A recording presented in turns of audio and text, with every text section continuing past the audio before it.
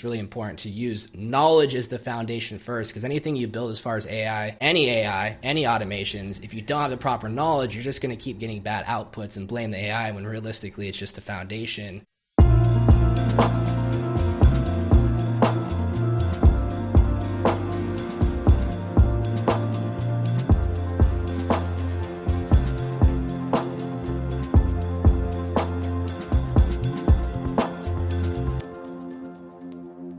Well, hey, welcome to the Amanda Kaufman Show. And I am so excited about this episode because I sent a cold DM to not a stranger, but someone that I worked with years ago who is a genius, just certifiable genius. So Bailey Proulx is a marketing operations and automations and AI systems thinking, like I said, total genius. He helped me years ago with finally understanding good ways to do Facebook ads testing. That was my first introduction to him. And I remember when I saw him, he did a presentation in a mastermind that I was in, and he went only about 120 miles per minute. I ran out of ink in my pen and I was like, thank goodness I'm secretly recording this thing. He's one of the few people that I've heard speak where I not only revisited the recording, I slowed it down so I could take notes and break it down for my team. And it was so impactful what I learned from Bailey in about an hour of his time.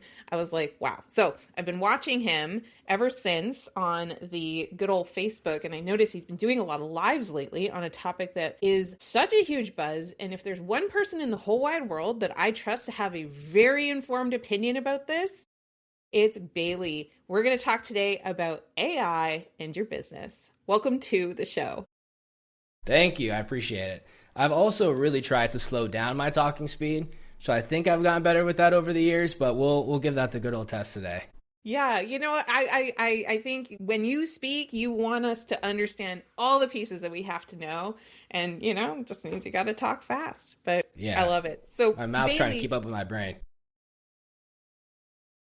And so you're working in AI. You've built a new company fairly recently, it looks like, of Operion.io, right? And correct. I noticed, I really caught, like, you're doing a lot of live streams, you're doing a lot of education content on AI. But I just want to ask on a personal note, what told you to go pursue this next?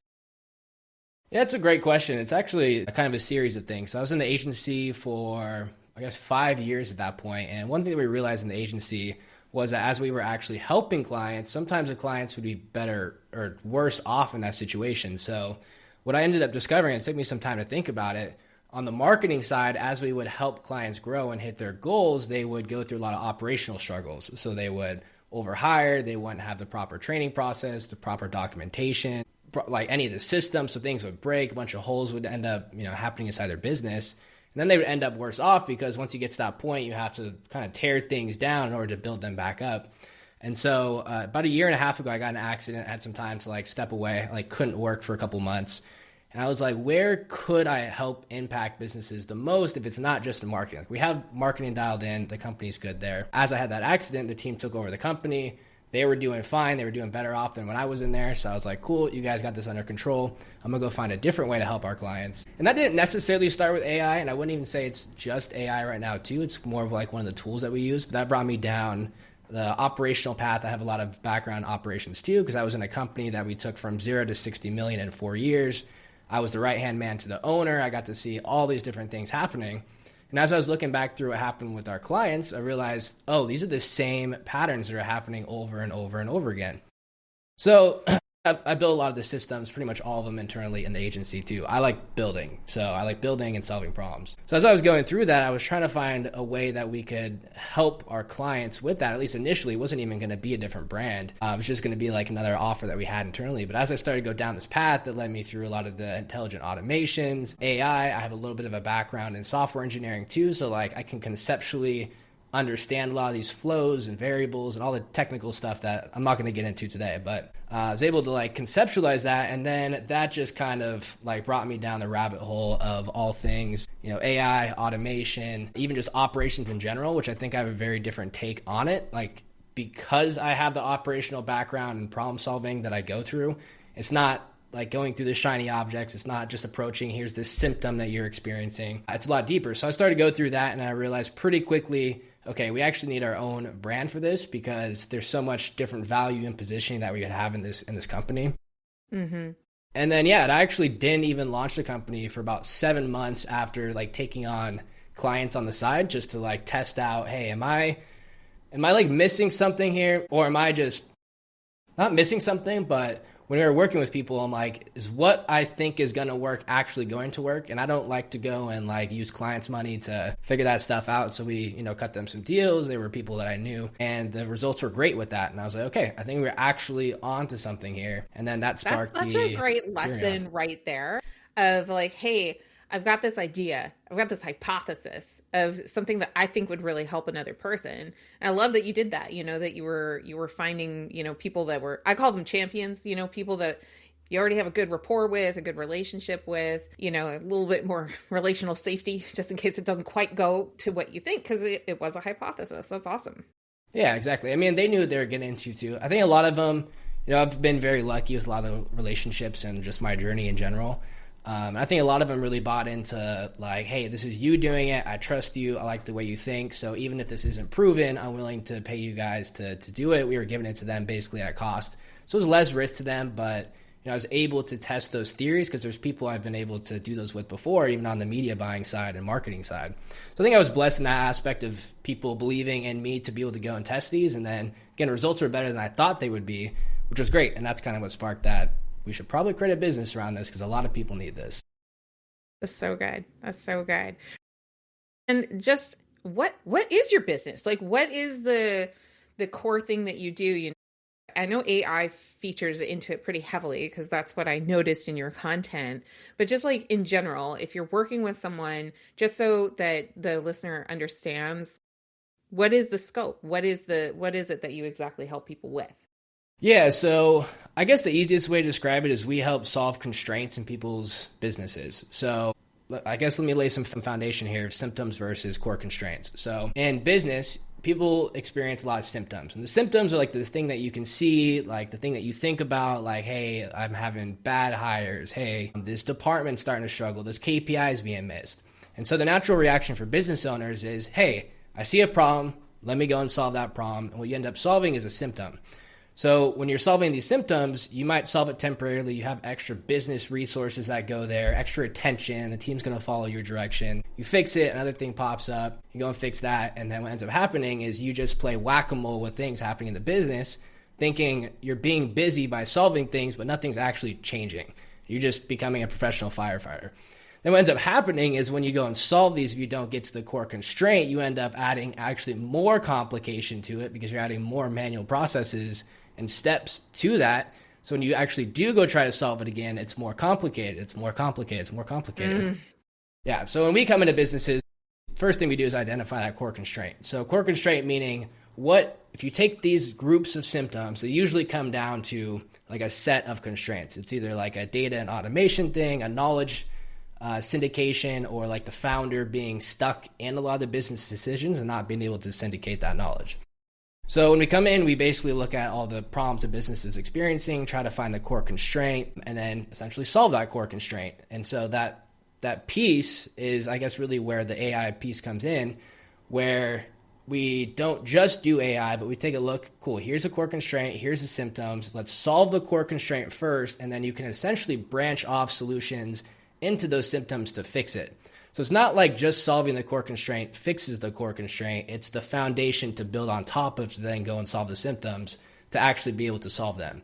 So with that, obviously AI is a big part of that. Automations is a big part of that, even build outs of CRMs, things like that. But yeah, really AI is one of the tools to be able to go and do that. But we come in, we solve core constraints in a business, we solve their symptoms and help them grow. So they stop running into roadblocks that they are usually too close to see. Right? When you're that close to the business, it's really hard to zoom out and see those things, and even hard to accept. Like, it doesn't happen to me. This is like a unique situation.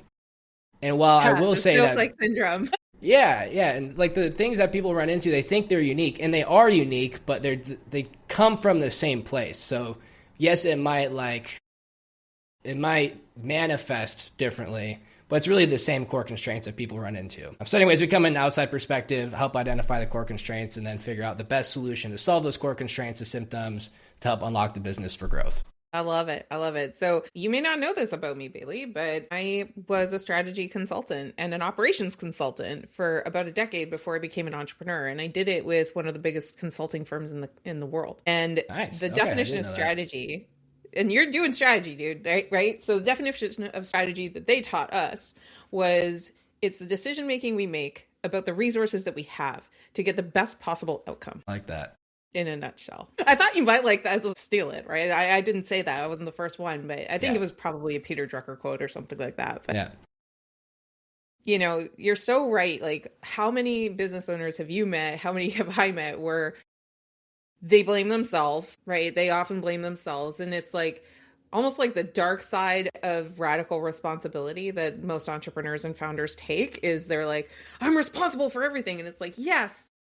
And you are building a system. And, you know, so often conflating that identity with the system. You know, that's where when I'm doing like human performance and high performance coaching is really to help people reclaim agency and stop that self-blame cycle so that they can make a new decision with the resources that they have so they get a better outcome. You know, I think I was in business for 15 years before anybody ever taught me constraint theory. Because so often we're taught silos and pieces of the business. And a lot of business owners, like they're technicians, like they're technically good. Like that's what started my business. I was an amazing coach, really good coach. That does not make me a good business owner.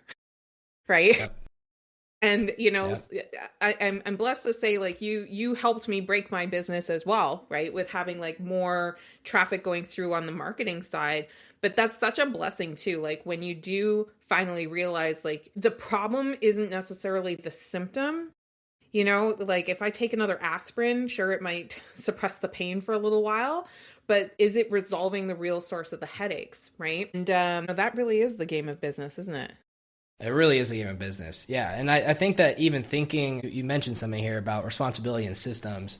I think a good like frame that helped me a lot was think about business as an ecosystem. And sometimes the way to solve a problem isn't the direct path to get there. So, hey, there's this thing I'm experiencing in the business that might be a system, but sometimes there's things you have to do either upstream or downstream, meaning the things that it affects or the things that affects it to get to the solution too. So being able to like break that down in my head of like, this is an ecosystem. I don't have to go and solve this in a silo, right? Or I don't have to treat each team like a silo. But if I can think about this as a chain of events that happens throughout the business for the, you know, for the thing the business is doing, that's really where it unlocks. So I think also thinking like that, where you break out of the silo and start to expand, which I think where AI can help a lot is breaking down paradigms and stop thinking about trying to solve, you know, old problems with old tools, but knowing that we have new tools to our ability to break down that paradigm to be able to solve them with the new tools. I think that's hard because everyone's so used to doing things a certain way that when you have a chance to not do it that way, it's like a hard paradigm break. And so I think AI is becoming a lot more of the people that can think better are going to have the biggest separation. A lot of people think, hey, AI is going to take my job or it's going to make things easier. It's really not. AI just enables you to be able to bring a lot of your ideas to life. It really comes down to who's going to have the better ideas or be able to extract those better ideas. That's where I see the market right now. So interesting, because, you know, if you think about that definition I gave of strategy, it's the resources we have, like, is essentially accessible to everyone. Like, it is so democratized as a tool. Whereas, like, even starting my business just 8 years ago, the barriers to entry were so much higher and mainly around like relevant information. Understanding, for example, the fundamentals of marketing, fine. But if you want to really perform at that higher level, it's more than doing marketing, right? Like you need to have a real strategy to, and everybody's getting the same tools. So I totally agree with you that it's how do you create? And how do you shift out of the consumption attitude and into the creator attitude? And are you creating something that is valuable, you know, and that is going to be supported by the market and your collaborators and the other people are like, oh, that's cool. Like, I want to support that. That's going to help. That's going to be really amazing. Versus I think we're moving out of a stage where people would just be like, how do I buy the right software or turn on the right switches and then, you know, print print my money. You know what I Yep. mean? So good. So Bailey, when somebody's like approaching, one of the reasons I reached directly out to you is so many people are talking about AI, and like from very advanced, very established entrepreneurs all the way down to the beginner entrepreneur. And they're all claiming I use AI, right? Like if I just put the question out there, everybody's using AI, and they're using it pretty extensively in some cases. I'm so curious your perspective on how are entrepreneurs adopting AI really? And is there an approach that would probably serve most people better? Because there's kind of like, I guess I'm falling back on a bit of a philosophy that I've had for a while, which is if you want what everybody else has, do what everybody else does. And if everybody's approaching it one way, then everybody's going to get the same result. And then there's not really like that outlier, like we were talking about before, of being an outlier creator.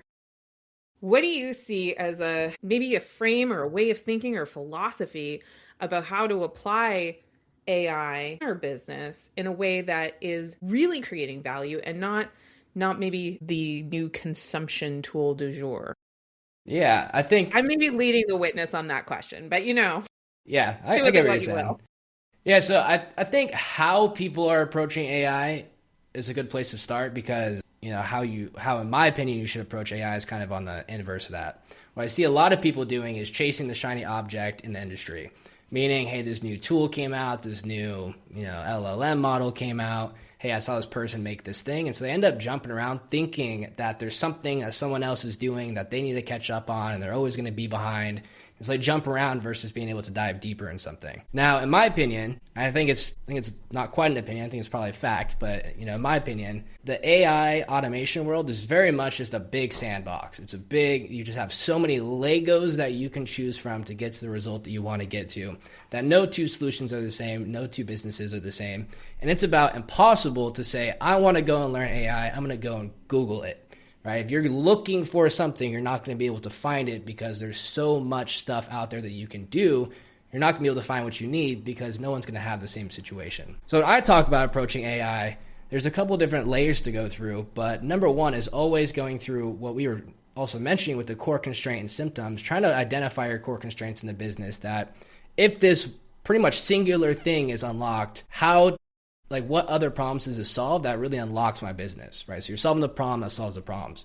But if you can start to break down the paradigms on not just like trying to solve things with what you already know and the old tools that existed, and you come up with a solution, you can then work backwards off the solution to figure out how to get there. So it's actually reverse engineering from here's actually like perfect world scenario. If I could just have this happen, then all my problems would be solved. If you can work backwards and say, cool, how do I get there? Like what needs to happen? What has to be true to get there? Cool, let me go and research this. You'll find a bunch of new stuff that you didn't know about. Cool, now in order to do this, I need to do this previous step. And you end up just going backwards to get there to figure out, cool, this is where I need to start. But I think what a lot of people try to do is they go, I need to start here and then do this thing and then do this thing. And you end up somewhere completely off of what you should actually be solving in the business. But if you go backwards to then learn the things that need to be true that you'd have to implement in order to get there, to find your own path, your own Lego blocks. But every single software, low code, no code, any of those tools out there, they can be used in so many different ways. You're not going to learn anything trying to start somewhere and progress, but you have to move backwards because that's where you'll find a lot of stuff. Even for me, as I was going through everything, I learned the most amount of stuff going backwards. I have so many, like my team would tell me every day we talk, like, dude, every single day you're just learning so much new stuff. And it's not me trying to go and learn new stuff. It's just me trying to solve problems for us internally and for our clients. So I think approaching it that way to figure out these are the things I need to learn that create the reverse chain to get to the result. I think that's how people should be approaching it, right? But unfortunately, a lot of people see content. They say, cool, I like that video. I'm going to go and learn more about that. And then they try to figure out how am I going to use that tool in my business versus what do I need? Like, what do I need in my business to reverse engineer what tools you need in order to make that possible? So working backwards is really where it's unlocked. You can get ideas from content, but you shouldn't try to start there. You should just use those as an idea generation, a Lego block that you could be using to architect the solution that you need.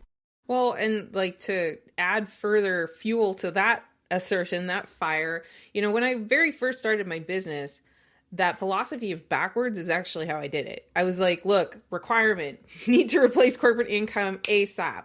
And what I was seeing everybody doing as they were kind of tiptoeing into the ocean of coaching is like, well, I'll go get the certification. Well, I'll charge like $50 an hour. And well, maybe someday I'll earn the right to charge more. And what I did is I just basically was like, cool, I'm $30,000 a year. And I started looking for $30,000, actually $1,000 problems to solve with people that they would, pay my fee and be like, that's money I've ever spent. Right? Like that's how I approached launching this business. And I would argue it's a really big reason that I'm here, but it was exactly that thinking. It wasn't like I'm going to someday earn the right or someday figure it out or someday wander my way into my goal. It was like, no, this is where we land. What's the best way to do that, with the resources I have today. Right. So not to say it wasn't scary. It was absolutely terrifying. But so Bailey, like you've talked a lot about the constraint. And, if I'm talking to people kind of on these internet streets as fellow entrepreneurs, like at the end of the day, how do I make more money? How do I save more time or have more freedom? Because how many entrepreneurs got into this so that they could ultimately have freedom and then end up caged by their own business? How will this replace me? Like, these are the kinds of questions that people tend to reach out with. And I would say, like, especially with the speed up of the technology, more and more I'm hearing this lamentation of I'm falling behind, right? So these are the things I'm hearing every single day. So I'd love your reaction. Yeah, I mean, I think falling behind is definitely, like, the technology is already so advanced. Unless you're already really deep in AI, that new technology coming out is not going to make a big impact for you. If anything, it's going to make it more complicated because the models are so much smarter now. As the model gets smarter and you don't have the proper documentation and training for it, you end up like having it hallucinate more, meaning it starts to like go off in la la land and not be able to create a consistent result. So I actually recommend people not go after the shiny stuff and just focus on one thing deeply. So for example, that whole Claude bot or whatever just came out a couple weeks ago, which is definitely up my alley of the more technical side of things. But I'm not even focusing on that. I have my own thing that I'm doing right now that I want to go deep on, that I have a clear understanding of how it works, how I'm creating a system around it to be able to actually build the solution that I want. I don't think falling behind, I actually think that's probably the worst place to go to because you're not going to be able to sit down and focus on one thing long enough. So I think focusing on here's like the core foundation that I want to set. And I think knowledge is the biggest piece of that. You mentioned getting out of your business. It's a big thing for founders, especially technical founders that said, hey, I'm really good at this thing. I want to go and start a business about it. Is like a pro and a con because you have a certain way of doing things. Like there's a certain way that you do it. It's hard to distill out of your head. So when you're training people, you have to teach them a lot more of the why. But a lot of people, as you scale, you teach them a lot of the what because you don't have time to teach them the why. And so like distilling that information out and using that is even a thing you can use AI for of like, here's all of our processes that we do. An important thing, I think, just overall with AI is actually having a focus on extraction first.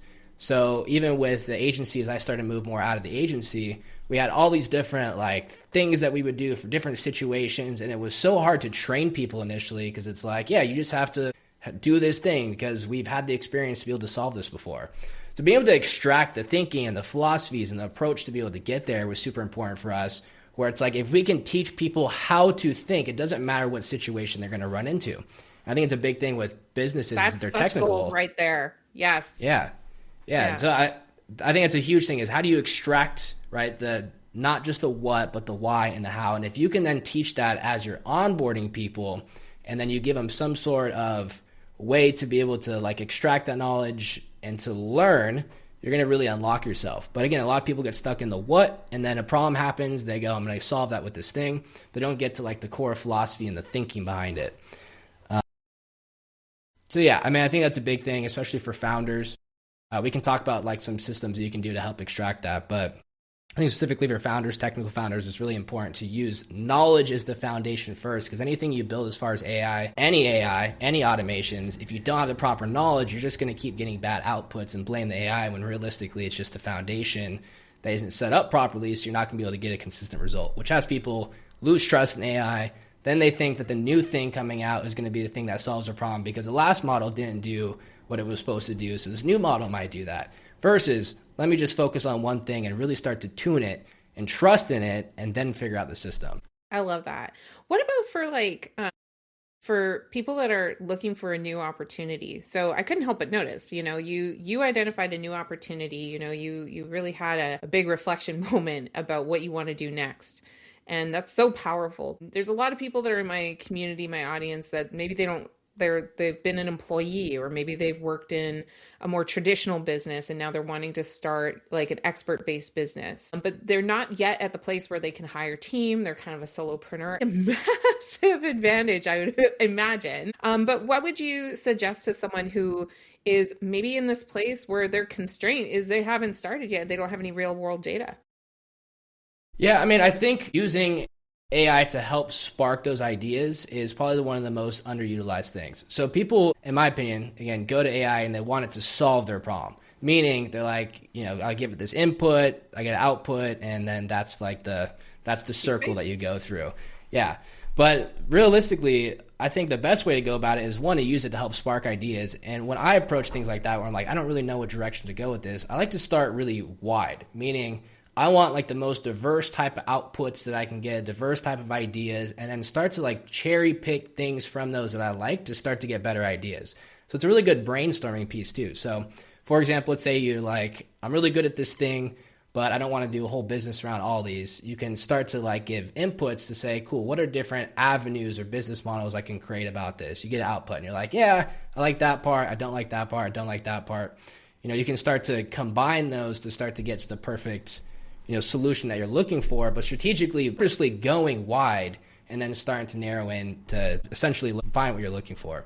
But again, I think people will just go to, I'm going to put this input in and then I'm going to get this output. And then if it doesn't work, I'm just going to keep like talking to it to try to get it right, versus being more strategic in the way they're trying to extract information and combine information with that. So, I mean, at least for us, when I was going through this for the Proulx side, we had the automation side, we could do the AI side. And when I was going through that, that's kind of essentially what I did. It was like, I can do all these things, but what essentially is going to have the biggest impact? Do I think I can build a team around? Do I think is the most duplicatable? That's one thing in the agency that we didn't have, which is we're so technical on the media buying side that it was really hard to duplicate that and really hard to hire for it and train for it. So I wanted something that we could have be a little more duplicatable and more consistent. So it's like all these different life experiences I was able to add in that, of things that I liked, that I didn't like in prior things. I was able to then start to feed into this to then get the idea of Proulx and what we focus on in the business. So I think another piece of that too is, just because you're good at something doesn't mean that that's something you have to do in business. A lot of people are good at a lot of things, but you don't have to do all those things. Like, you should go and pick the things in there that you want to do. So just because you can do something does not mean you should. My first agency, I had that. We were doing webinar build outs and and funnels and all this stuff. And I was like, that I can do those. Right. But if I focus deeply on media buying, which I loved at the time from the technical aspect, we can get a better result. I can stay singularly focused. But moral of the story, just because you can doesn't mean you should. You should find what you love and then try to piece that with your life experiences to figure out, is this actually the business in 5 years that I'm going to still love? Or am I just trying to do a quick cash grab right now and then end up hating the business later? Because I think a lot of people go through that too. They build a business they don't like. They get to the end. They're like, I started this to get more time and now I'm busier than ever. What game did I win, right? Like, and that was a huge motive for me to become an entrepreneur, as I did spend a decade working in a corporate consulting structure. And there were so many amazing things about that. And if I'd stayed on that path, I mean, it well could have, but it wasn't my joy, because I didn't get to, get scrappy with people, kind of boots on the ground with things the way that I love to do. You do really have to choose your joy. And I think the other piece of that is find the resonance of the joy, right? Because I think sometimes we get a little stuck in like, I was valued in this organization for this particular talent, right? And the thing is that there's other talents that would be appreciated in other forums, but unless you explore for those forums, and that's something that AI can accelerate in a really big way, because it can help you identify, like, are there communities like this? Are there companies like this? Can you give me examples, right? And it can just, I was going to say shortcut, but really a more accurate word would be it accelerates your exploration. You can accelerate your exploration of ideas. I love it. Okay, yeah. Bailey. On that topic, real quick though, on the joy side, I think a good thing to do is there's so many different ways. Like, if you go to a conference, everyone makes money in different ways. Everyone tries to find the thing that they're going to make the most money with. But something that's easy to do with the business is you could say, this is what I love to do, right? What are different ways I can make money from this, right? And then you'll start to go wide and start to get ideas of all the different ways you can make money with it, right? You can go, cool, I like that one, I like that idea, I like that idea, and you can start to combine them. But now, before when we started, you had to be like, cool, I want to do this. How the heck do I go and do this? How the heck would I make money? Versus now being able to leverage that to have the ideas and the direction for the AI to help spark those ideas as well. But now you can make money from everything. You don't have to know how to do that out of the gate. It can help the ideation, the strategy. It can help with that whole process now, which is something I didn't have, starting. I had to figure out how to make all the money. So I think that's an important thing too, is build a business that you love, because now you truly can without trying to figure it out as you go. Because otherwise you'll end up 5 years down the road, not like the business and be like, why the heck did I start this anyway? So it should be a forethought, not an afterthought of for me in the agency, it was like, how do I love this? I didn't necessarily love it up front, but I was always trying to convince myself of why I loved it versus just building a business that I loved in the first place. I love that so much. I'm so glad that you found something that is sparking some joy. Bailey, if people wanted to keep up with you, what's the best way to do that? Probably Instagram would be the best bet, is Bailey, Bailey _Proulx. Amazing. Amazing. And dear listener, we've got Bailey's links in the show notes below. Bailey, thank you so much for being here. Thank you. I appreciate you having me on here. It was fun. So fun. And dear listener, if you have been thinking about AI and talking about it with your friends, why don't you grab the link to this episode and text it on over or send them a DM. Share this episode, because we talked about a lot of really impactful ideas for established business owners and startup business owners to make great decisions using AI. So I'm sure you've got some friends that would really love to hear this episode. And by the way, don't sneak away without hitting the subscribe button. If you're like me, you might just listen and then wait for the next post, but it's better to subscribe so you never miss an episode. And finally, if you've been listening for a while and you love it, we would love a honest review. So if you just take 30 seconds to tell us what you think of the show, it really helps our new listeners decide whether they want to spend time with us or not. And we are always so grateful. We'll be back with another episode very soon. But until then, make sure you do what matters.